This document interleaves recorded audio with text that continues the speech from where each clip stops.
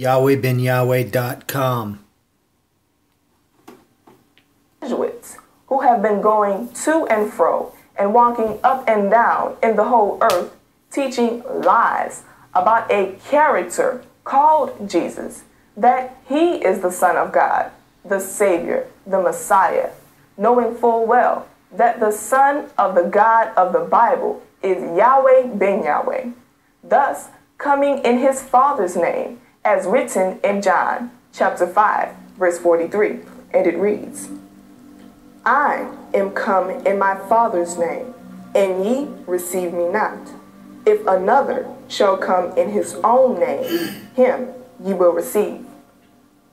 It is the Jesuits who have been going to and fro and walking up and down in the earth, misleading the people of the earth to believe that the laws in the Old Testament of the Bible do not count anymore, knowing that Matthew chapter 5, verse 17 says, think not that I am come to destroy the law. I am not come to destroy the law, but to fulfill the law.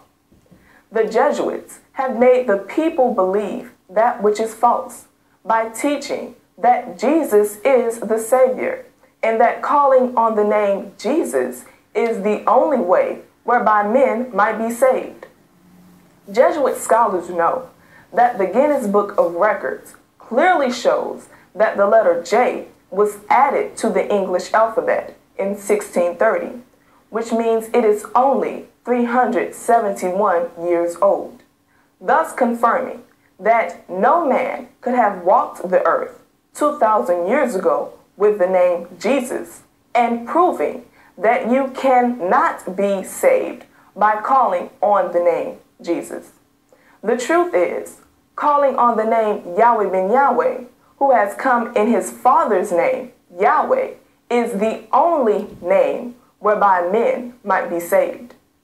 Jesuits, who have been commissioned by the Pope, the supreme head of the Christian Church, have distorted the truth concerning the color of the true Messiah and his chosen people. They have portrayed the Messiah and the chosen people of the Bible as white in their books, movies, and paintings. Revelation chapter 1, verses 14 through 15 clearly describes the Messiah from head to feet. His head is white like wool, and his feet like fine brass, as if they burned in a furnace. Obviously, his chosen people, Israel, will look like he looks. However, the Jesuits, with the approval of the Pope, have twisted the truth by showing the world pictures of a made-up, false, white character called Jesus, as though he is the Messiah, whose coming was prophesied in the Old Testament. The truth is, Yahweh ben Yahweh, the Messiah, prophesied to come in the Old Testament, is black, with woolly hair, and his chosen people are Israel, the tribe of Yehudah, the so-called black man of America. We did not make color an issue, the Jesuits did. The facts show that the Jesuits, who are under the authority of the Pope, have made a mockery of the truth by falsely depicting the birth, crucifixion, persecution, death, and resurrection as events that happened in the past. The fact of the matter is these events never happened. These are prophetic events prophesied to happen at the coming of the Messiah. These are prophecies that are being fulfilled today in Yahweh ben Yahweh, the true Messiah, the one promised to come in the Old Testament. It is the Jesuits who have been going to and fro and walking up and down in the earth, concealing and covering up the fact that the prophecies written in the New Testament came from the Old Testament and were never fulfilled by anyone called Jesus. Jesuit scholars have purposely written their stories about Jesus in the past tense, to make the people believe that he came 2,000 years ago. They did this so that when the true Messiah, Yahweh ben Yahweh, appeared, the whole world would not recognize nor accept him. We are hereby testifying to you today that Yahweh is, present tense, here on the planet Earth, in the flesh, as the Son. He is personified in the flesh, in Yahweh ben Yahweh.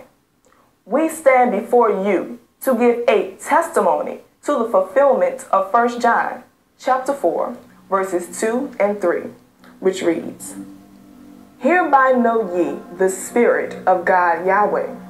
Every spirit that confesseth that Yahweh ben Yahweh is come in the flesh is of Yahweh. And every spirit that confesseth not that Yahweh ben Yahweh is come in the flesh is not of Yahweh. And this is that spirit of Antichrist, whereof ye have heard that it should come, and even now already is it in the world." The New Testament has never been fulfilled. Yahweh ben Yahweh is in fact fulfilling all the prophecies of the New Testament. And next week, we will begin to decode another prophecy he is fulfilling in Matthew chapter 27, verses 62 and 64, as we continue our course of singling out the family of Adam from the perspective of the word watch and its relationship to keep. Knowing that the New Testament was never fulfilled by anyone called Jesus, and understanding that we are witnessing prophecy being fulfilled today, we shall begin to decode the prophecy that the prophets said would happen to the true Messiah, Yahweh ben Yahweh, in Matthew chapter 27, verses 62 and 64, and its related scriptures. Now, before we begin to decode these verses, let us give you a recap of Show 249. In Show 249, we analyzed Matthew chapter 27, verses 62 and 64 from a literal perspective. And we pointed out the fact that the chief priests and Pharisees came together unto Pilate, a judge. The word together, we told you, suggests that they shared the same common concerns about what they wanted Pilate to do to Yahweh ben Yahweh. They wanted Pilate to command or make sure that Yahweh ben Yahweh remained in the tomb, which symbolizes prison, until the third day, meaning until Yahweh ben Yahweh served the maximum time of his 18-year prison sentence. We validated that the word command is synonymous to mandamus. The definitions of mandamus and writ laid the foundation for our next revelation. These two words revealed that the issue was a legal matter, one that involved a prisoner, a judge, lawyers, and parole commission authorities. To prove that this is a prophecy being fulfilled today in the Messiah, Yahweh ben Yahweh, let us begin to decode Matthew chapter 27, verse 64, which reads in part, "Command therefore that the sepulchre be made sure until the third day." To get an understanding of what this scripture means, we must do a direct examination of all its intricate parts. So first, command therefore. According to the Oxford Study Dictionary, copyright 1991, on page 134, command is also defined as a statement given with authority that some action must be performed. Stated in the Synonym Finder by J.I. Rodale, copyright 1979, on page 1161, statement is equivalent to proclamation, On page 939, proclamation means the same as ruling. As referenced in Black's Law Dictionary, abridged 7th edition, copyright 2000, on page 1071, ruling is described as the outcome of a court's decision on some point of law. So, based upon these facts, we can conclude that the legal matter involved the outcome of a superior court judge's decision on some point of law requiring that some action must be performed by the Messiah, Yahweh ben Yahweh. In the Synonym Finder by J.I. Rodale, the second word, therefore, on page 1227, is synonymous to as a result.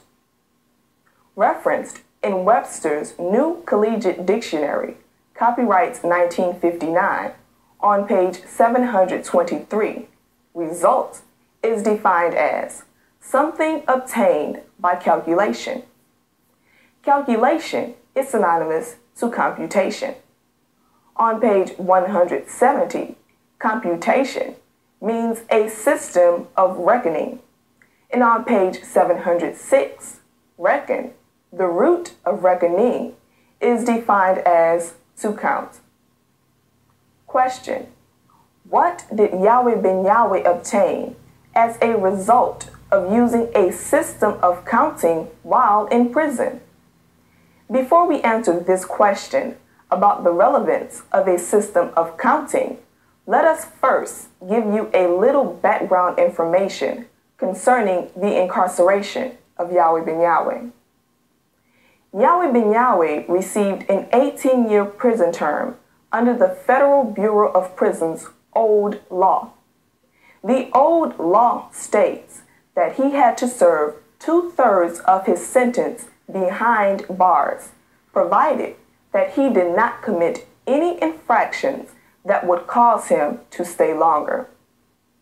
Although the Federal Bureau of Prison guidelines state that only persons serving a 25-year sentence or more should be housed at Lewisburg Penitentiary, this is where the United States Justice Department's high-ranking officials sent Yahweh ben Yahweh, who was only sentenced to 18 years. Lewisburg Penitentiary is located in Lewisburg, Pennsylvania, which is over 1,200 miles from his disciples in Miami, Florida. Then after serving 6 years in Lewisburg without incident, Yahweh ben Yahweh was transferred to Raybrook Correctional Institute in Raybrook, New York, which is even farther away. In fact, 1,500 miles away. The purpose for sending Yahweh ben Yahweh out of the Southern District to the Northeast District was to ensure that he would have little or no contact with his disciples. So back to our question. What did Yahweh ben Yahweh obtain as a result of using a system of counting while in prison? The answer is, while in these institutions, Yahweh ben Yahweh earned statutory and extra good time credits, which were based upon the Federal Bureau of Prisons' systematic counting system. After serving 2/3 of his 18-year sentence in prison with no infractions, on September 25, 2001, Yahweh ben Yahweh received a mandatory release from prison and returned to Miami to serve the remaining third of his prison sentence on parole. Now, since all these matters were handled properly and legally according to the United States Justice Department and Federal Bureau of Prisons guidelines, then why were the chief priests and Pharisees still not satisfied with the mandatory release of Yahweh ben Yahweh? Why did the chief priests and Pharisees come together to Pilate, a superior court judge, begging him to make a decision that some action be performed by Yahweh ben Yahweh that would make his sepulchre sure until the third day, meaning until he served the last third of his 18-year prison sentence. The documented facts will show beyond a reasonable doubt that it was for the very same purpose that he was sent to prisons far away from his district. So he, Yahweh ben Yahweh, could have absolutely no contact with his disciples. The facts to prove our conclusion are hidden in the word sepulchre.